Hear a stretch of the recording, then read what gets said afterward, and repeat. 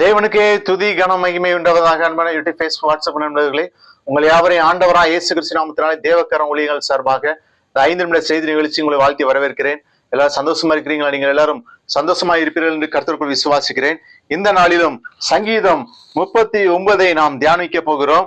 பிரியமானவர்களே, அதிலே சொல்லப்பட்டிருக்கிறது 1ஆம் வசனத்திலே, என் நாவினால் பாவம் செய்யாதபடிக்கு நான் என் வழிகளை காத்து துன்மார்க்கன் எனக்கு முன்பாக இருக்க மட்டும் என் வாயை கடிவாளத்தினால் அடக்கி வைப்பேன் என்றான்.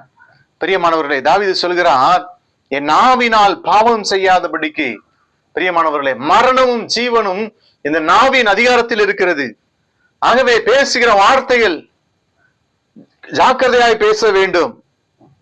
பிரியமானவர்களே, அதிலே தாவீது அங்கே சங்கீதம் 39:1 முதல் 13 வசனங்களை பார்க்கின்ற பொழுது, என் வழிகளை காத்துக்கொள்வேன். இந்த சங்கீதமானது சங்கீதம் 38 மைய பொருளை தொடர்கிறது. ஏனென்றால் சங்கீதக்காரன் தேவனுடைய கடினமான தண்டனையின் கீழ் இன்னும் இருக்கிறான். தன்னுடைய துன்பங்களை நேரிட பண்ணுகிறவர் கர்த்தர் தான் என்பதை அவன் உணர்ந்திருந்தான். உமது கரத்தின் அடிகளால் நான் சோர்ந்து போனேன் என்று சொல்லுகிறான். பிரியமானவர்களே, சில நேரம் ஆண்டவர் நம்மை அடிப்பார். எதற்காக?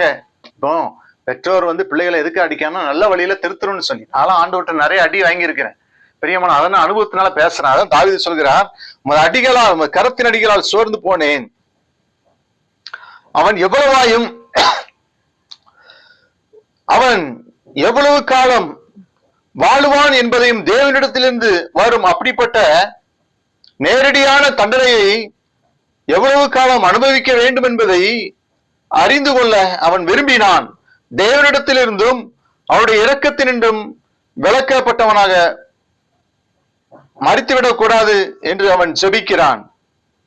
பிரியமானவர்களே, 39ஆம் சங்கீதத்திலே 4 முதல் 6 வசனங்களை என் வாழ்வின் முடிவு என்று சொல்லி பார்க்கிறோம். அங்கே சொல்லப்பட்டிருக்கிறது, பூமியின் மீது தன் குறுகிய வாழ்வின் கால அளவை அவன் உணரும்படி கர்த்தர் தனக்கு உதவி செய்ய வேண்டும் என்று தாவீது வேண்டுதல் செய்கிறான். இதுவே ஒவ்வொரு விசுவாசியின் ஜெபத்துடன் கூடிய கரிசனையாக இருக்க வேண்டும். தேவன் நம் ஒவ்வொருவருக்கும் பூமியின் மீது ஒரு குறுகிய காலத்தை மாத்திரம் கொடுத்திருக்கிறார். பலத்தின் மிகுதியால் 80 அதுக்கு மேல சஞ்சலம் தவிப்போம். 80க்கு மேல சஞ்சலம் தவிப்பு தான். பிரியமானவர், குறுகிய காலத்தை கொடுத்திருக்கிறார். தேவனுக்கும் அவருடைய வார்த்தைக்கும் எதிராக எழும்புகிற ஒரு சீர்கெட்ட தலைமுறையினர் மத்தியில் நாம் வாழுகிற போது தேவனிடமுள்ள நமது உண்மை விசுவாசத்தை தீர்மானம் செய்யக்கூடிய ஒரு சோதனை காலமாக அது கொடுக்கப்பட்டிருக்கிறது. நாம் நம்முடைய குடியிருப்பு தேவனோடு கூட பரலோகத்தில் இருக்கிறது என்ற எண்ணம் இல்லாமல் இவ்வளவு காரியங்களுக்காக வாழ்வதற்கு நமது நாட்களை செலவழித்து கொண்டிருக்கலாம். அல்லது அவபக்தியானவர்களின் வழிகளை புறக்கணித்து தேவனுடைய தரத்திற்கேற்ப ஜீவிக்கவும் அவரது வழிகளுக்கென்று நம்மை அர்ப்பணித்துக் கொண்டு மற்றவர்களும் ரட்சிக்கப்பட வேண்டி கிறிஸ்துவின் சுவிசேஷத்திற்கு சாட்சி பகிர்ந்து கொண்டு ஒரு புனித யாத்திரை செய்பவராக இவ்வுலகத்தில் நாம் நடக்கலாம். நாம் அனைவரும் நம்முடைய நாட்களை சரியாக எண்ணுவதற்கு கற்றுக்கொள்ள வேண்டும். பிரியமானவர்களே, அது மாத்திரமல்ல, அவர் 10ஆம் வசனத்தில் சொல்கிறான், 6ஆம் வசனத்திலே, வேஷமாகவே மனுஷன் தெரிகிறான். இந்த உலகத்துல பாருங்க, நிறைய பேர் வேஷம் போடுறாங்க. உலகமே, இன்னைக்கு கிறிஸ்தவமே நிறைய வேஷமாக மாறிவிட்டது. பிரியமானவர்களே, ஏன் சொல்கிறேன் என்று சொன்னால், இன்னைக்கு நிறைய காரியங்களை பார்க்கின்ற பொழுது எல்லாம் வேஷமாகத்தான் மனுஷன் வாழுகிறான், வேஷமாக திரிகிறான், வேஷம் போட்டுக் கொண்டு அலைகிறான். பிரியமானவர்களே, பி ஒரிஜினல். நாம் ஒரிஜினலாக இருக்கணும், டூப்ளிகேட்டா இருக்கக்கூடாது.